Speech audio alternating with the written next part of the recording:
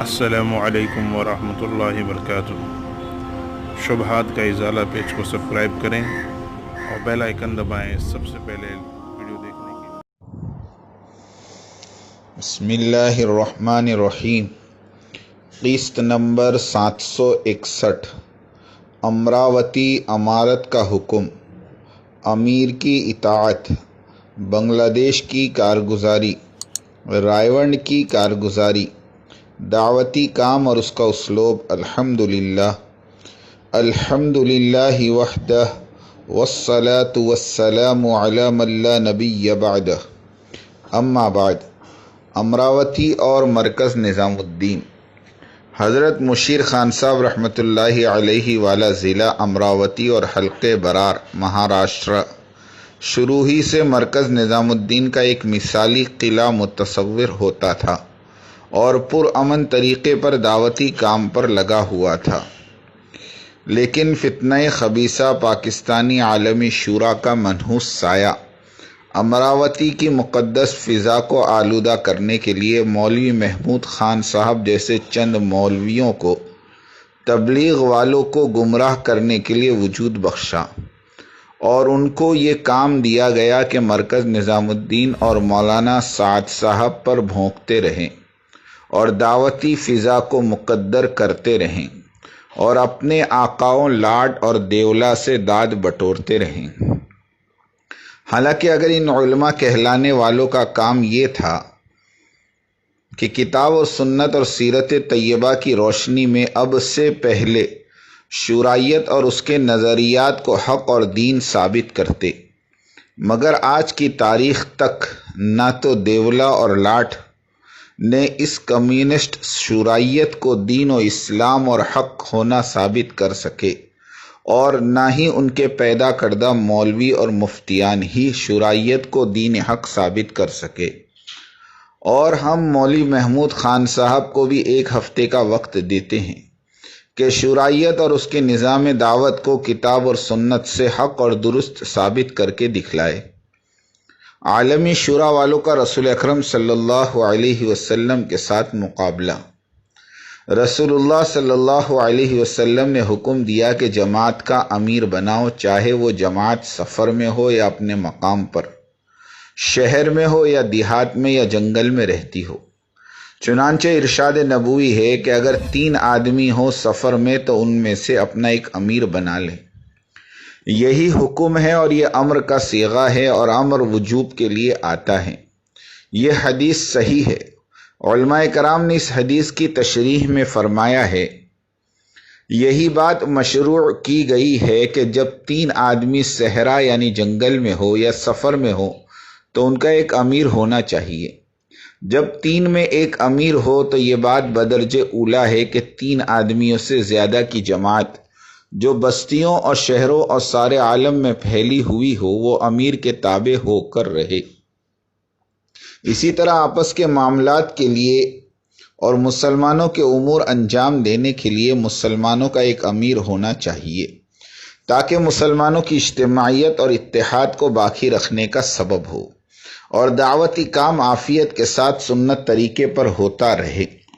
اس صحیح ارشاد نبی میں اس بات کی دلیل ہے کہ مسلمانوں کو اپنے لیے ایک ذمہ دار کو منتخب کرنا چاہیے، اور مسلمانوں کا رسول اللہ صلی اللہ علیہ وسلم کی وفات پر اس بات کا اجماع ہو چکا تھا کہ مسلمانوں کی جماعت کا ایک امیر ہوگا، اور یہ مسئلہ اجماعی اور تمام مذاہب اربعہ اس پر متفق ہیں۔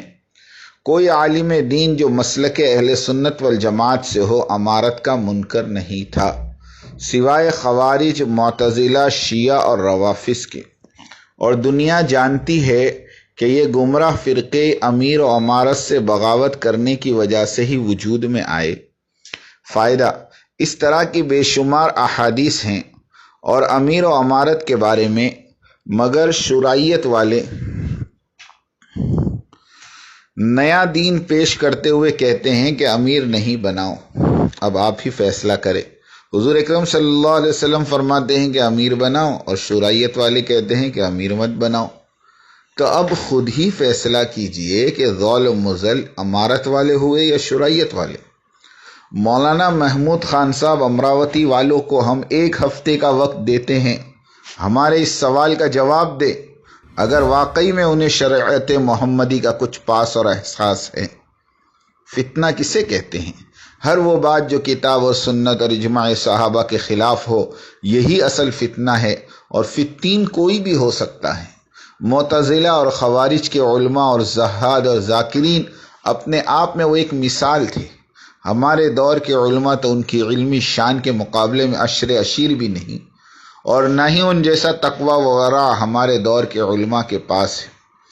شیخ جبائی معتزلہ کا امام، اشعری کا استاد، علم کلام کا آسمان مانا جاتا تھا، اور قاتل خلیفہ رابع سیدنا علی رضی اللہ تعالیٰ عنہ یعنی عبد الرحمن ابن ملجم ذاکرین کا شیخ تھا۔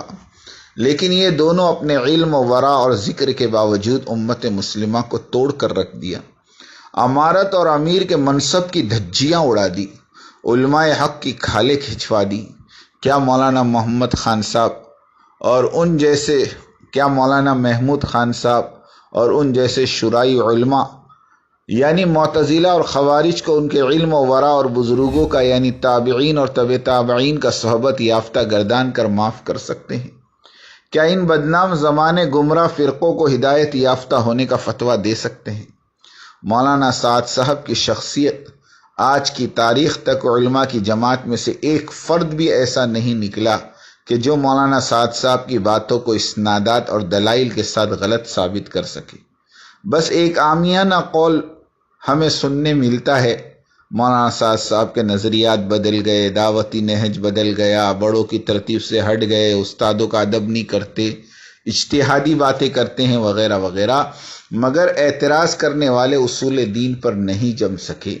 یعنی ہر مدعی کو اپنے دعوے کی دلیل بھی پیش کرنی ہوتی ہے، مگر یہاں صرف دعوے ہیں، دلیل ندارت۔ ہم نے اپنی قسطوں میں مولانا سعد صاحب پر اعتراض کرنے والے معترضین کے تقریباً 150 سے زائد اعتراضات کے مستند اور مدلل جوابات دیے ہیں۔ معترضین ہماری قسطوں کا جواب تو کیا دیتے، البتہ یہی کہتے اور لکھتے رہتے ہیں کہ ان قسطوں سے علماء کا وقار مجروح ہو رہا ہے۔ ہم علماء کی عظمتوں کو سر آنکھوں پر رکھتے ہیں، مگر انہیں حق بات کہنے اور حق کی حمایت کرنے کی دعوت بھی ضرور دیتے ہیں۔ ایک طرف علماء کی جماعت ہے جو بہت تھوڑی ہے، اور اگر ان علماء پر کوئی مذہبی آنچ بھی آ جائے تو ان کی رہبری کے لیے ان کا علم انہیں کافی ہے۔ دوسری طرف عوام کا الانعام کا سواد اعظم ہے جو دعوت و تبلیغ پر اپنی جان اور مال کو بے دریغ کھپا رہے ہیں۔ اگر علماء کی طرف سے ان کے امیر اور مرکز دعوت کو مشکوک اور مشتبہ بنا دیا جائے، جیسا کہ مولانا محمود خان صاحب اور ان جیسے علماء کر رہے ہیں، تو یہ عوام کا الانعام کا جہل انہیں دعوت و تبلیغ سے ہی نہیں بلکہ دین سے بھی بدظن کر کے رکھ دے گا۔ اس لیے ہم ایک ذمہ دارانہ حیثیت سے عدل و انصاف کے ساتھ اس مہم پر کھڑے ہوئے ہیں اور ڈٹے ہوئے ہیں کہ جو بھی مرکز دعوت اور امیر و امارت کی طرف لب کشائی کرے تو ہم اسے کیفر کردار تک پہنچا کر ہی دم لیتے ہیں۔ قومیت کوئی قابل ستائش شے نہیں ہے، نہ ہی بزرگ و برتر ہونے کا تمغہ ہے۔ مولانا ابراہیم صاحب دامت و برکاتہم اور ان کی شورائی جماعت وغیرہ کا مرکز چھوڑنا ٹھیک تھا، مگر اس گروپ نے مرکز چھوڑ کر شورائیت قائم کی، 100 سالہ الیاسی تبلیغ کی اجتماعیت کو ظالمانہ طریقے سے منتشر کر کے رکھ دیا، امیر اور امارت کے خلاف لاکھوں کتابیں چھپوائی، مختلف زبانوں میں تقسیم کیا۔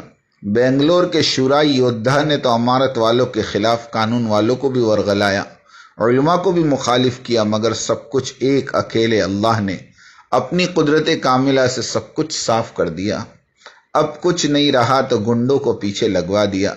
گنڈے کرناٹک میں مرکز نظام الدین سے جڑے ہوئے لوگوں پر ظلم ڈھاتے ہیں۔ مولانا محمود خان صاحب اور ان کے رفقا کیا یہ بتلا سکتے ہیں کہ شورائیت کے یہ سب ہتھ کنڈے اور سب دھندے صحیح نہج پر ہو رہے ہیں؟ اور ان تمام کارگزاری کی جس کے ایک ایک لفظ کی دلیل آڈیو کیسٹس میں موجود ہے، کیا اس کے باوجود بھی لاڈ اور دیولا والی شورائیت کو حق مانا جا سکتا ہے؟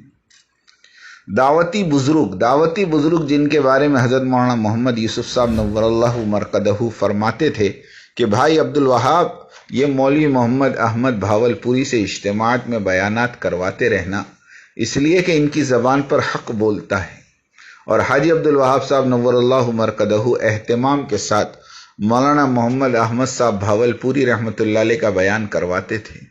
وہ بھاولپوری رحمۃ اللہ علیہ رائے ونڈ مرکز کے سالانہ بڑے اجتماعات میں مسلسل فرماتے رہے، اور اس بیان کو لاکھوں لوگوں نے سنا اور اب بھی اس کے گواہ ہیں۔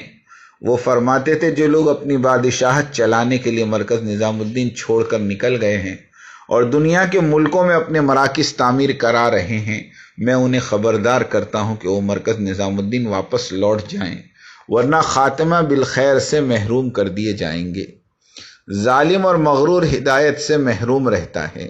وَجَاهَدُوا بِهَا وَاسْتَيْقَنَتْهَا أَنفُسُهُمْ ظُلْمًا وَعُلُوًّا فَانظُرْ كَيْفَ كَانَ عَاقِبَةُ الْمُفْسِدِينَ۔ انہوں نے انکار کر دیا حالانکہ ان کے دل یقین کر چکے تھے کہ صرف ظلم اور تکبر کی بنا پر۔ بس دیکھ لیجئے ان فتنہ پرداز لوگوں کا انجام کیسا کچھ ہوا۔ بنی اسرائیل نے اللہ کی نشانیاں دیکھی، دل مطمئن بھی ہوا، مگر اپنی انا اور تکبر کی وجہ سے حق کو قبول نہ کیا۔ یہی حال ہر وہ شخص کا ہے جسے صحیح راہ دکھائی جاتی ہے اور دیکھنے کے بعد وہ یقین بھی کر لیتا ہے کہ یہ حق کی راہ ہے، مگر اپنی انا اور اپنے تکبر کا شکار ہو کر حق کی طرف چلنے سے اس کے پیر لڑکھڑانے لگتے ہیں۔ تنبیہ: امارت کی راہ کو حق جاننے کے باوجود اسے قبول کرنا دشوار ہو رہا ہے۔ دوسری جگہ فرمایا ان اللہ لا یصلح عمل المفسدین، یقیناً اللہ نہیں بننے دیتا فسادیوں کے کام۔ یعنی اے شرائیت والو، تم اب اپنی طاقت صرف کر چکے ہو، سنبھل جاؤ، تمہارے فتنے اور فساد کے باعث اللہ اپنی قدرت سے تمہارا بنا بنایا کھیل بگاڑتا ہے، اور جب کام بگڑتے ہیں تو اللہ کے مقابلے میں تمہارا بگڑا ہوا کام کوئی نہیں سنوار سکتا۔ چونکہ یہ بات اللہ تعالیٰ کی عادت اور حکمت کے خلاف ہے کہ مصلح اور مفسد کے مقابلے کے وقت مفسد اور شرارت پسندوں کی اسکیم کو سنوارے اور اسے کامیاب کرے، اور مفسد کے فتنے اور فساد کو نیست و نابود کرے۔ امارت کے احکام، حاکم اور امیر کی اطاعت کے بارے میں نبی صلی اللہ علیہ وسلم نے چند باتیں بڑی وضاحت کے ساتھ بیان فرما دی۔ ایک یہ کہ حکمران اپنی ظاہری شکل و صورت اور اپنے معاشرتی رتبے کے اعتبار سے خواہ ہمیں کتنا ہی ناپسند ہو، ہمیں بہرحال اس کی اطاعت پر قائم رہنا چاہیے۔